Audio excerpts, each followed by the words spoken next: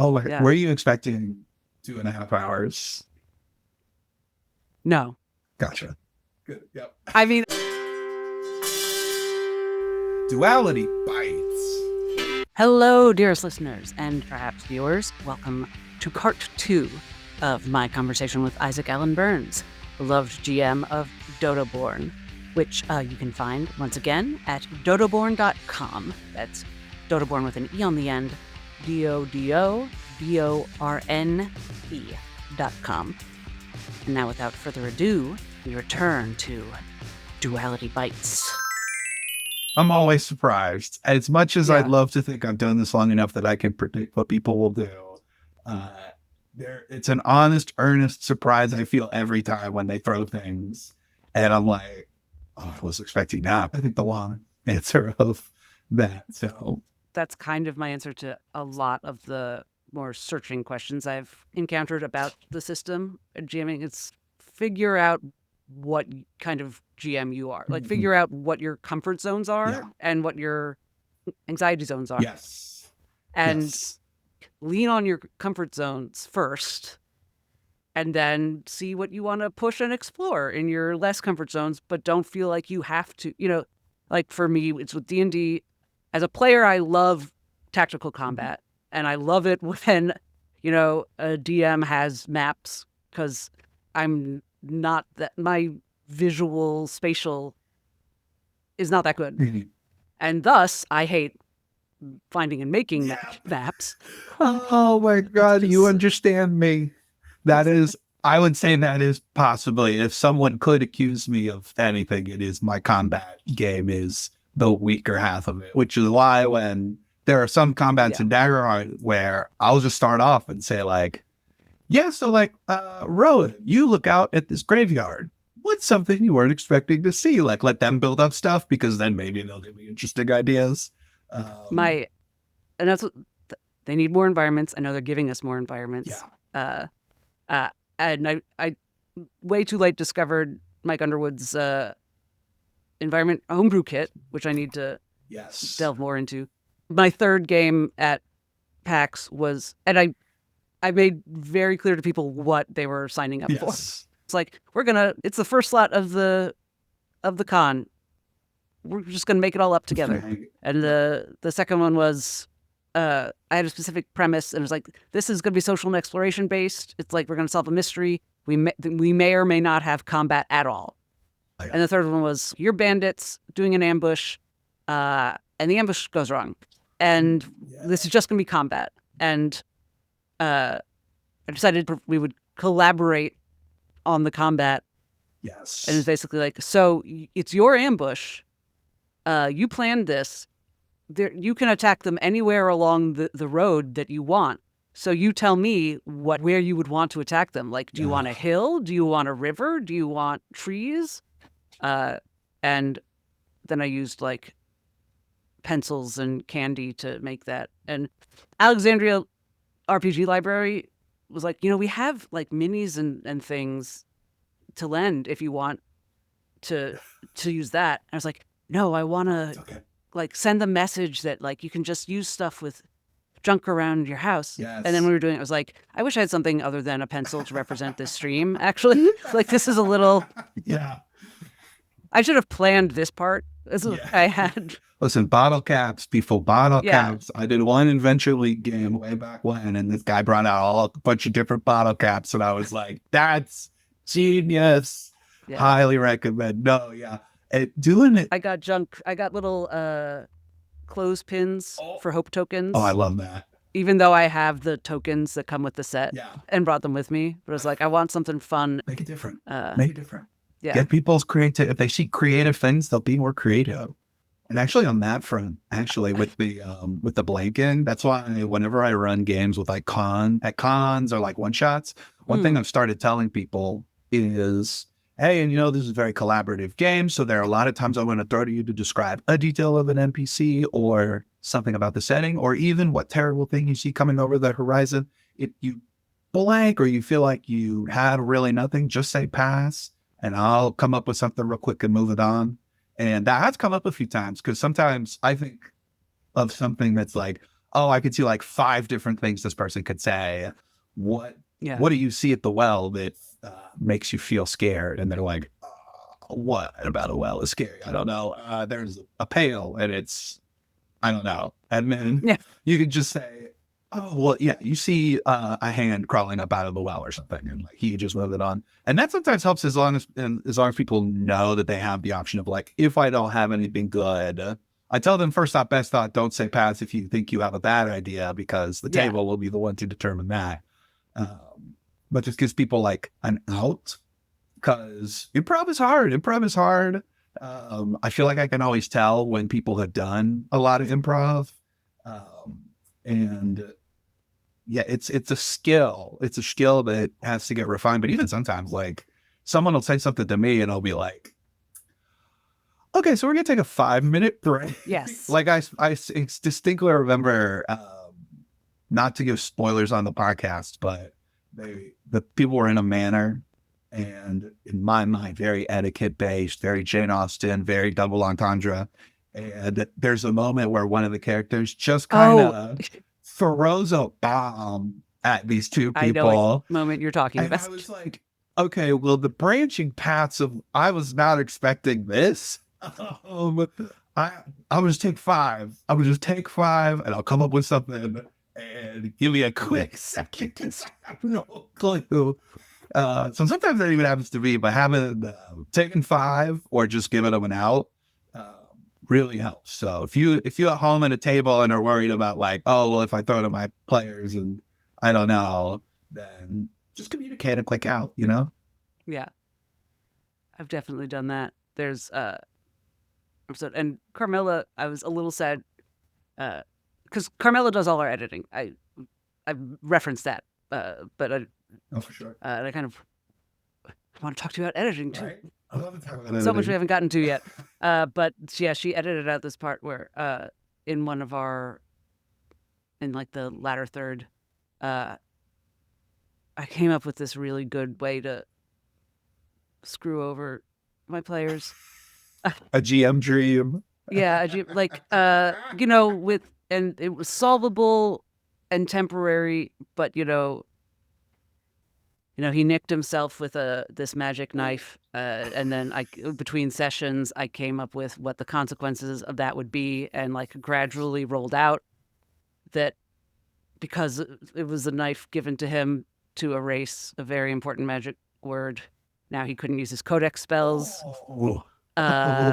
And they figured out it'd be until the next long rest, and they were not feeling in a safe place, and they came up with all these like combining their powers, magic rituals, and then David just looked at the wording of counterspell, which is different than in 5e. Oh no! Yeah.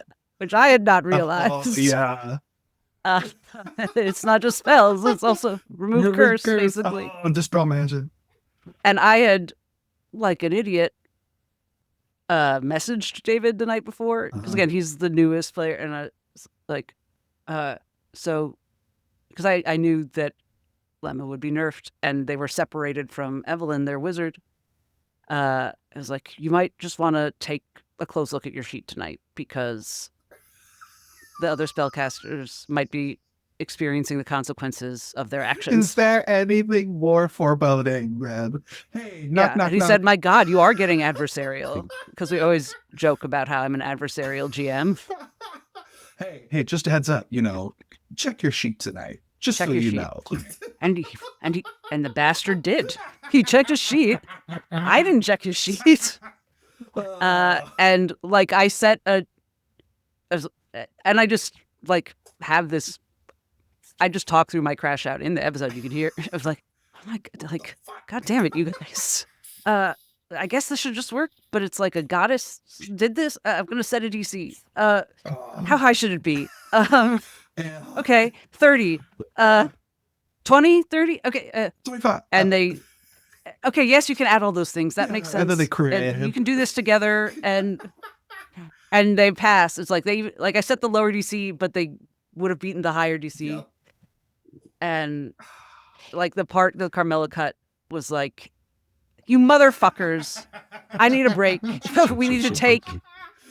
And now I need a 15 because I finally had an evil scheme because I thought I was being too nice to you guys. Oh my! You got warm. Every G. Oh my God! Is there anything better for the players? And then they went to sleep. Oh my God! The moments where I sit there and I think there is no reason other than fiat, GM fiat, to say this won't work. Yeah. There was the oh my God! There's a moment in my long running campaign where I had been planning the whole time. I wrote out a full stat block. This is the moment I think I stopped doing stat blocks. I wrote out a full ass stat block for this CR 20 something demon that was going to come and be powered by a sword that had gotten taken. Big plot twist. This guy was behind it all along. He's got the sword. And I'm like, big, huge terrain. My full table covered with cardboard terrain. I had gems and there were Nagpas and they would have had to travel around and there were waves of enemies. And obviously, great place to do a cliffhanger. So, and we were playing weekly. So one Monday, I said, this guy comes out. Oh, it's big and huge. Next Monday, they come in. There's terrain everywhere. I've got stuff set up. I've worked so hard. And turn one of these motherfuckers casts a spell that they basically say, I want to cast this like wall of force as a sphere on the sword. And that way he's not touching the sword anymore because I had very specifically narrated that he grabs the sword, he gets powerful.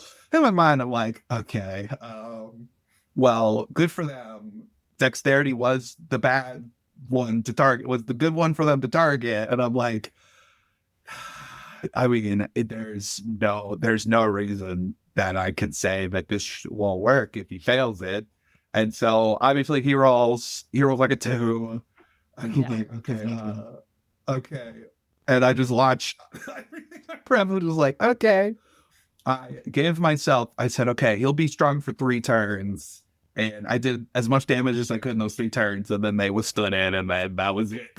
All of my stuff was like, oh, fuck. I planned so much. In turn 1, the first turn, they whopped me. And they talk about it as it's their like favorite moment of the whole campaign, even more their favorite than like the very end of the campaign. So as a team player, as a GM, I can at least hold that was a great moment for them.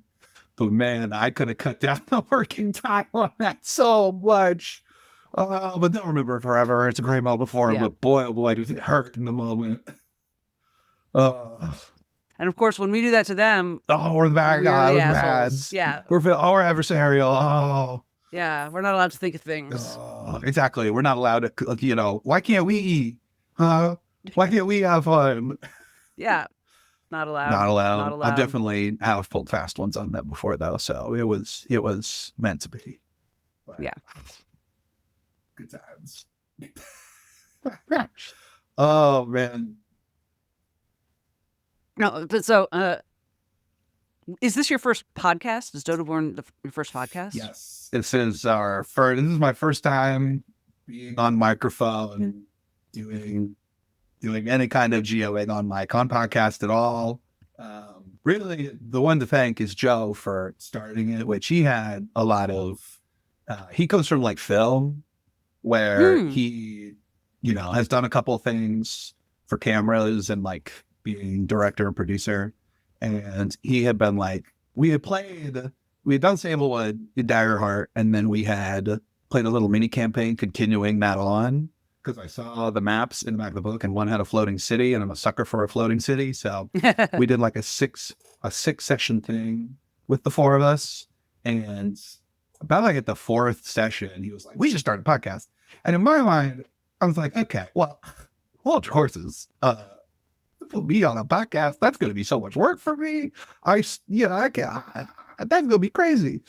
And then he was like, no, because like this and this and this and that. He's like, let's just try it out. Then we can have recordings for ourselves.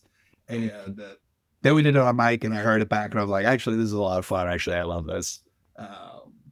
And the thing I'll tell people is that like all of my GMing, in the back of my mind, I would tell myself, if this were recorded, would people be able to listen back to things and pick up on things and figure it out?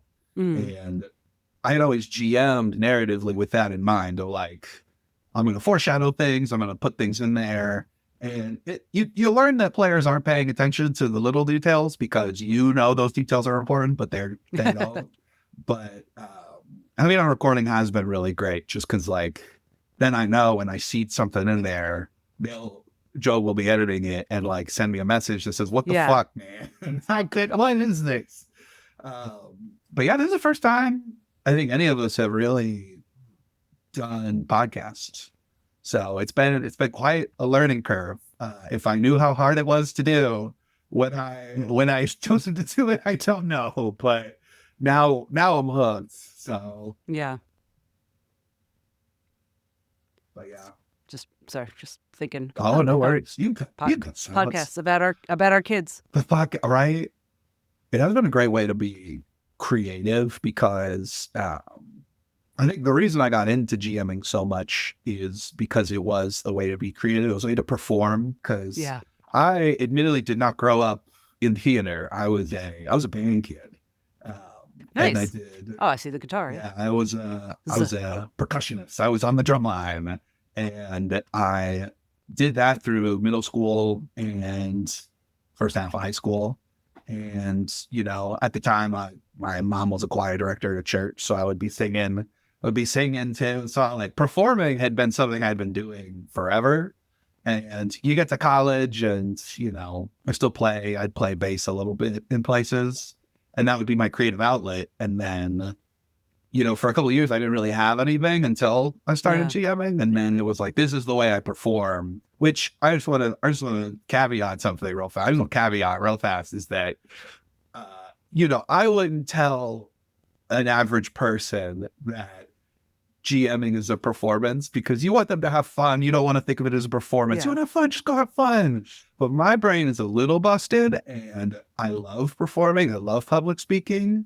I'm an odd duck in the engineering world where I will go to a conference and be like, I would love to present for you. Let me do a presentation, please.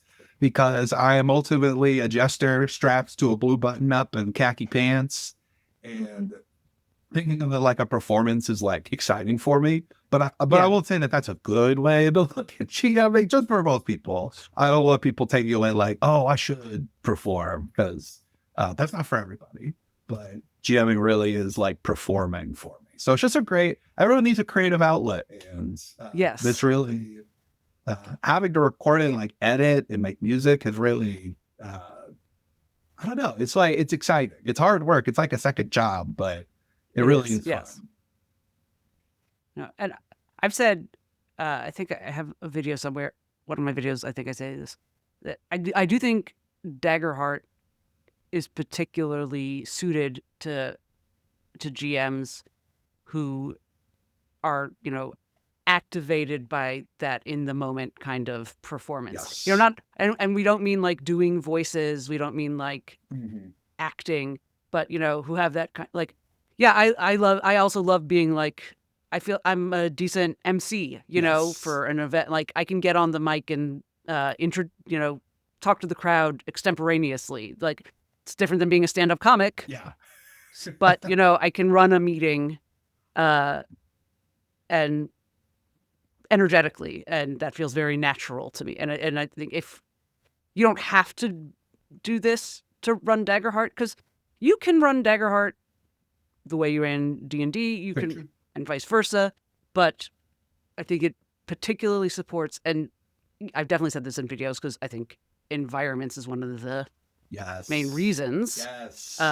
And that you can do things on the fly, and you can do less nitty-gritty prep if you're the kind of person who is comfortable with and enjoys taking the temperature of the table and like kind of being in the water with them.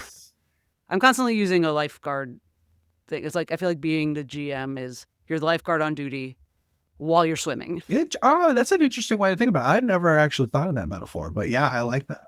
I like it a lot. Well, I also am very, it's partially coming from directing, where it was always very, very important to me to like protect spaces and learn how to like, because I started directing when I was like 17, like Nice. or 16 or 17, and you know, like at school, Yeah. but learning how to, you know, it's very easy. We all start out with being like, whether it's actors or players or whatever, it's like, oh, if they're doing this, then they're comfortable. You know, I'm not going to get in the way. And it takes experience, especially, you know, again, I'm talking about in the 90s. Like now people are starting to point it out. Yeah. Yes. It took me a while to realize like, oh, this very physicalized improv these two actresses just did in front of me, that I was like, oh, this is amazing that they're so comfortable doing this. I'm not going to say anything. And then afterwards, they were both like, you just made me really uncomfortable. Yeah. And I was like, okay, it's no one's job but me to sort this out. Yes.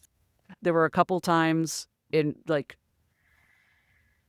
as a director where like, okay, my costumer is having a little tantrum and she just kind of threw something at my actor.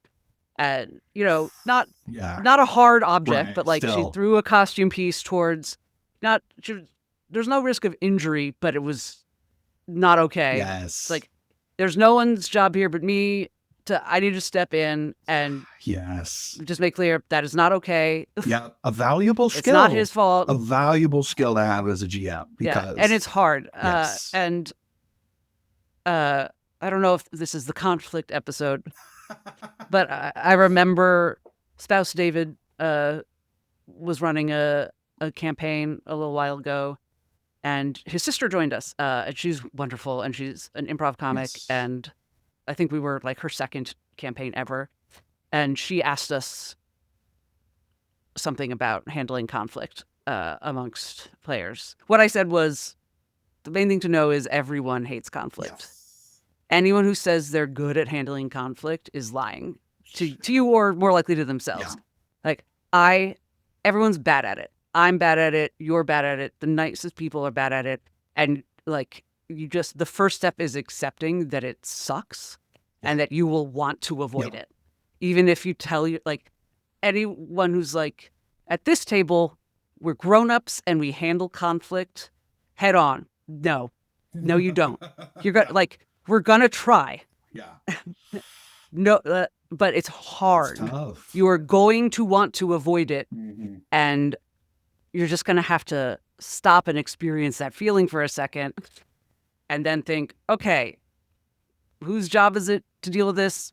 Mine. Yeah, it is the unfortunate job of the GM is because I've definitely had interpersonal issues come up at tables, and as I'm very much like, I like to be water. I'm very much redirect energy. Like if someone is coming at me really strong or really anything, I do my best to just take that and redirect it elsewhere instead of putting it right back. That's the martial arts training in me. Yes. That's not an easy thing a lot of times. And I've had people blow up on me before about things that had occurred at the table where obviously looking back, everyone could have done things differently. And that comes down to communication. Oh, yeah. But as the GM, you do have to be the arbiter of it. And you can tell it's a tough thing because I feel like a lot of times when I hear stories or DM, like there's some subreddits that are like DM advice. A lot of times the easy answer for people to give is talk to your players. And that's also the hardest thing to do. Yeah. Because a lot of people want an easy, like, how do I just like not say anything and it just work out? And it's like, sometimes if you're lucky, people will figure it out on their own, but that's 1%. It's all right. And then the next thing people say is leave that campaign. Leave the campaign. And it's like, no D&D is better than bad D&D. And it's like, sometimes these people are your friends.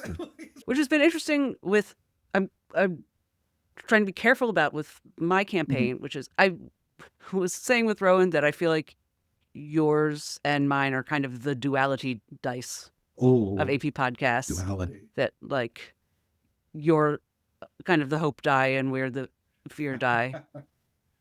But, you know, which does not mean you're all hope and we're all fear. But No, but I know what you mean. I know what you mean. Yeah. It's different, like, storytelling, I think, because Yes. admittedly, my GMing my go-to, my instinct is to find the funny, which is a problem when you're playing because everything anyone says in my mind, I'm like, there's a joke there. There's a funny joke there.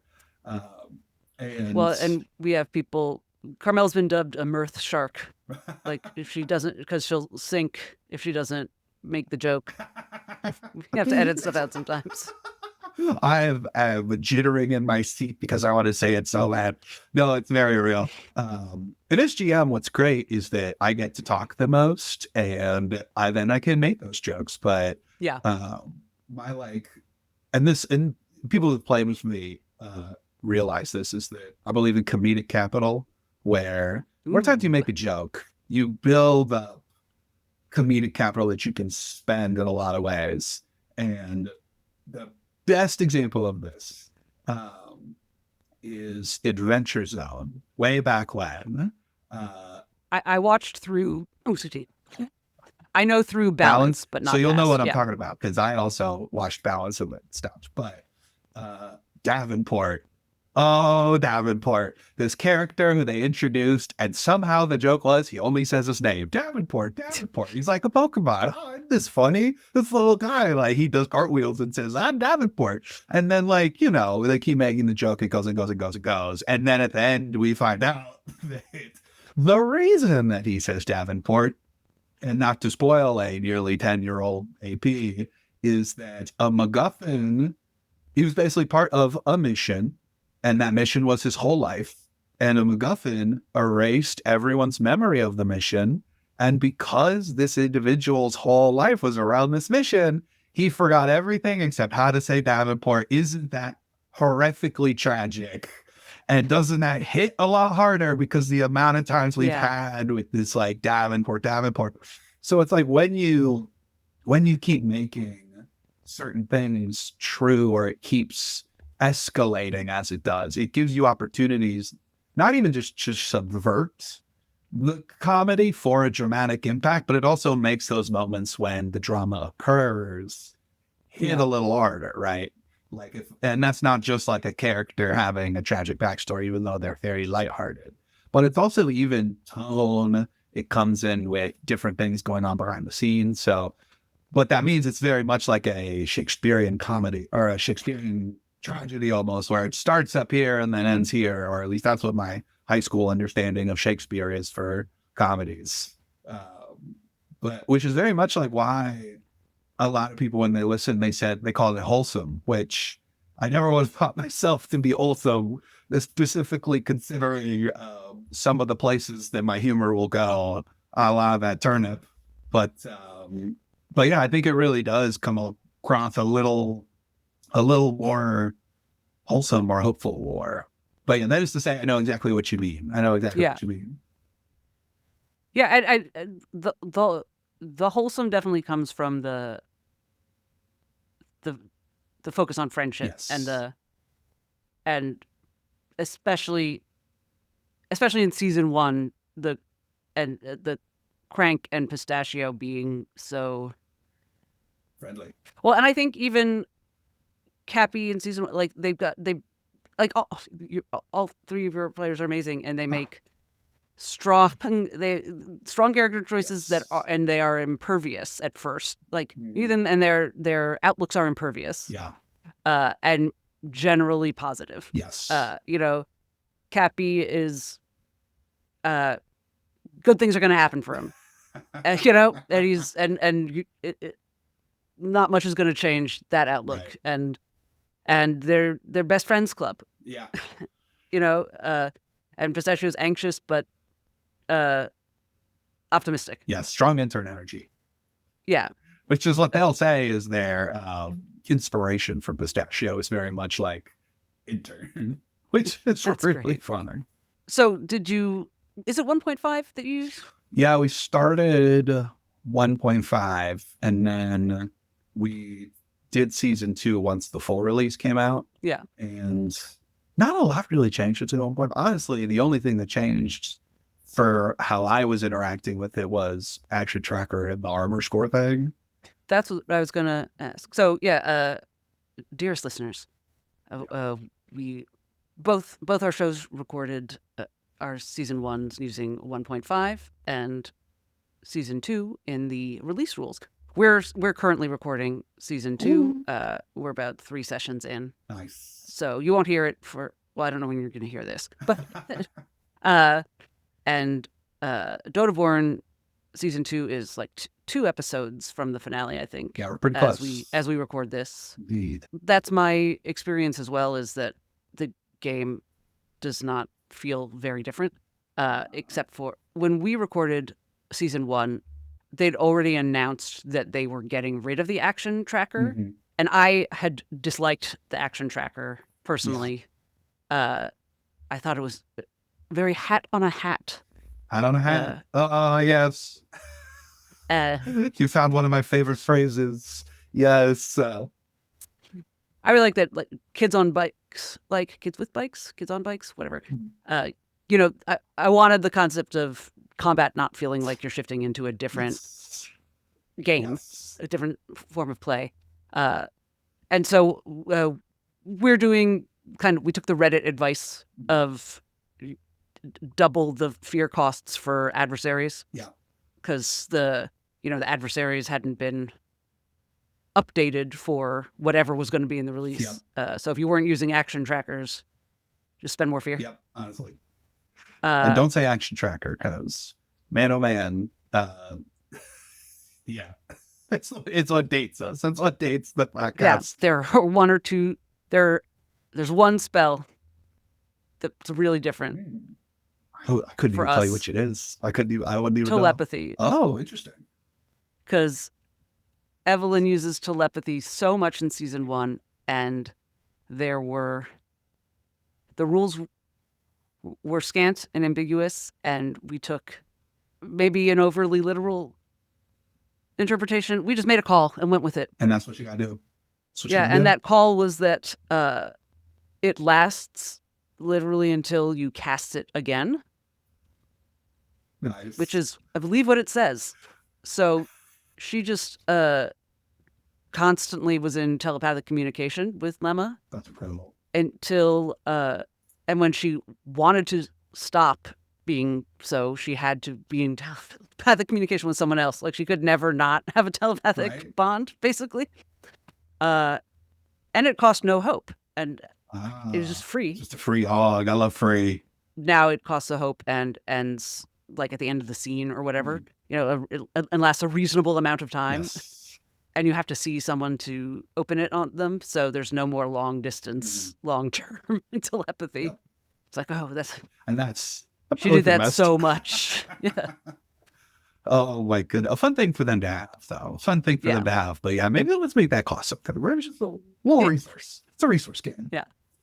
Oh my goodness. Yeah, that is the fun of Daggerheart, is at the very least. I feel like pretty well whenever I have to make a call, or I'm like, I don't really know the rule that well for that. I'm pretty accurate on whatever my instinct is for what it should be. Tends to like hit the mark pretty well. Yeah. Just on things that like come up and I'm like, I don't remember. Or they're like, oh, so does it advantage stack? And I'm like, well, I know that they cancel each other out, but like if you have 2 advantage in my mind, I'm like, well, it certainly wouldn't add up. And it wouldn't feel good to say you only get 1. So I was like, we'll both roll them. Whichever's highest, that's what we go with. And then I look at the rules later, and that's the rule. And I'm like, yes. Yeah. Let's go. Point for Isaac.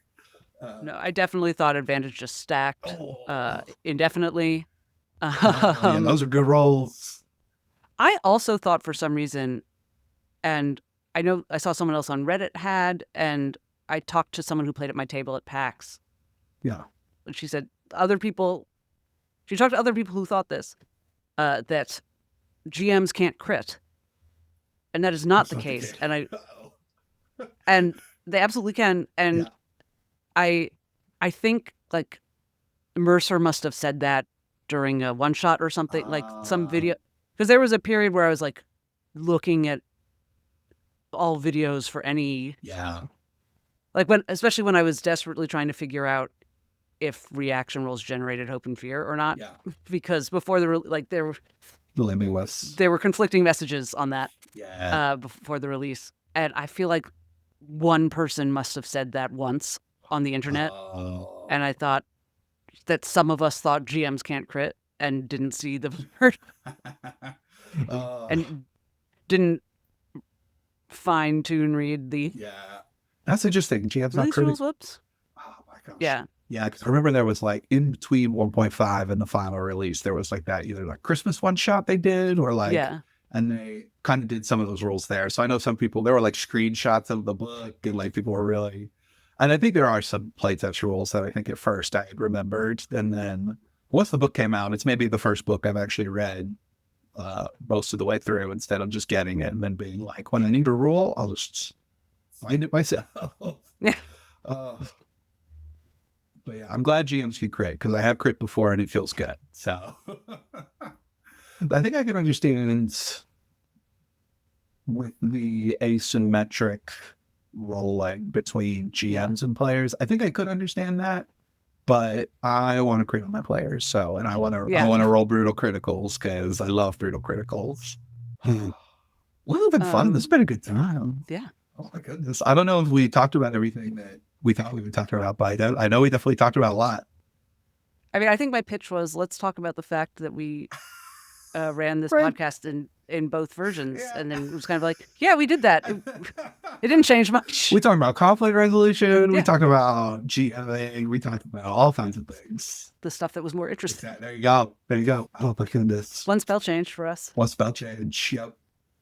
And no action tracker, which... No action tracker. I remember, I figured the action tracker would be a funny way to, like, really play adversarial, where, like, I'm adding this to the action tracker. And then it was funny, like, one time. And then, as much as I believe in a joke desert, I kind of ran out of the will to keep it going. So. My most adversarial thing, I suppose, is just I specifically use loud fear tokens. Oh, yeah. You clank them in a metal bowl. I have these marbles that I, for some reason, have, and in a ceramic dish, so that they can hear the. That's a good sound. That's some good Foley right there. I like that. So I enjoy that. Nice. I have a lot of fear. 6. Oh no. I'm full of fear. Oh my God. The main reason I love Fear and Hope is that if there's a true confession I can make as a GM, it's that there are a lot of times in a game that is in Daggerheart where I will ask for a roll solely to give myself time to think. Like, it doesn't matter. You'll roll that perception check. It doesn't matter what you roll. It's going to be the same information either way. I just want to give myself 5 seconds to think about it. And Daggerheart will not let you do that because you are adding. It really emphasizes, like, because it is like, I feel like a beginning GM tendency to add a roll for everything. And Daggerheart really curbs that because it's like, if they're rolling, you want to have at least 4 different things that can happen, right? It's like, if you're, and like, obviously you don't always need to have 4 different things that'll happen, but that's sort of the impetus of rolling is, there should be a way that this can go really great. There should be a way this can go not so great, but still succeed. There should be a way where this could fail, but not go that bad. And then there should be a way that should be catastrophic because there are no crit fails in Daggerheart, but there are failures with fear. So it took me way too long to realize that there's no just normal success. Yeah. There's no success without hope, right, or fear.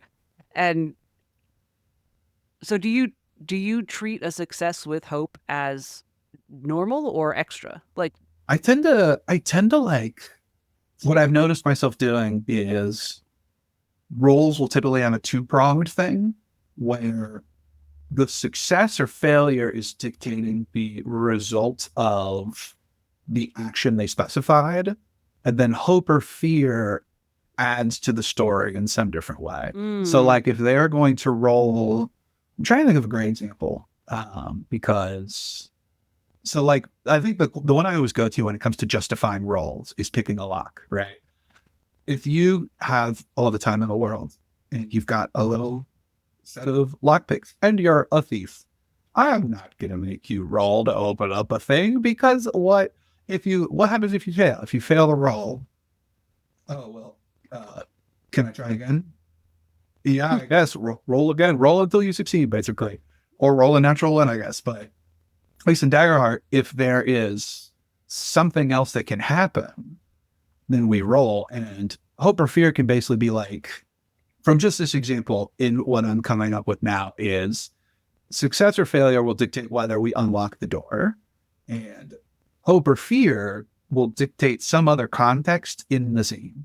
So an easy example is you roll success with fear, the door unlocks, but maybe you hear a voice from the other side who says, oh, what's at the door? Or you hear a door on the other end suddenly becoming unlocked as someone's walking in. Whereas maybe a failure with hope is you don't unlock it.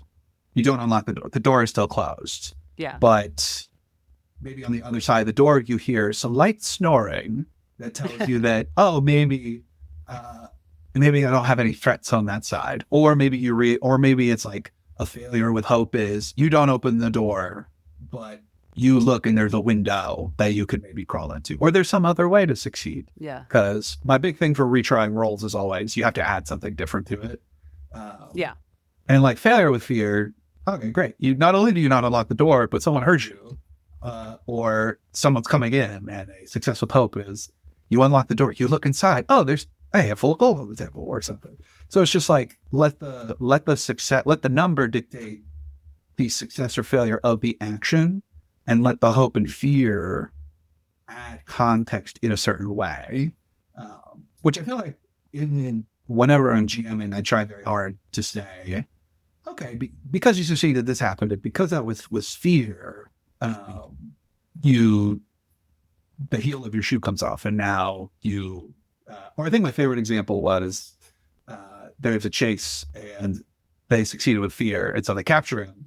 But then he's really drunk, so he throws up on their shoes. And it's just like, not every fear has to be like a punch to the gut, but yeah, exactly. But sometimes it can be. So it's up to you. But that's something that Daggerheart, I think that's a main difference in the mindset too of rolls, because obviously with like, you could do something similar in a system where it's just a number, like, oh, you succeeded by more than 10, so I've done that before. It's like, oh, you failed by more than 5. You take double damage or something like that. Yeah. But because not only then it's the hope and fear are kind of statistically the same to happen, versus if you have a +10, you're probably going to succeed. So it's fun. It's something I really like with Daggerheart is that. Yeah. And the other fun thing about Daggerheart is that something I'll do a lot is present options for them on skills. So I wanted to make intelligence checks more interesting in D&D. So what I started doing is like, if they are asked any questions, if they ask for information like, oh, would I know anything about this god? Or would I know anything about this building? In my mind, I would say, what are 2 skills that could apply here, and ask them which one. And then whatever they give, that's where I'll let my brain kind of go to. So if it's like, if they ask about a god, I'll say, give me religion or nature. And in Daggerheart, they don't have like those kind of skills like that, but they do have experiences, which really help kind of guide where your mind goes. And then sometimes like some things can be either finesse or strength, or they can be your instincts or your strength, right? And so offering those up can even further complicate the roles admittedly, because then it's like, okay, well, if they do strength, then those things, and if they do instinct, then this, so. But that's a fun tendency that I tend to have. And because Daggerheart is collaborative, it feels like it fits really well of just like, you tell me how your character approaches the situation. And that's really nice. Sometimes if I have no clue what they should do, I'll just say, what role do you think you should make? You tell me what this is. I usually let them choose, depending on the situation. I'll be like, one of the mental ones or one of the physical ones. But I make clear that the different ones, it'll get them something different. Yeah. And might have a different DC. Yes.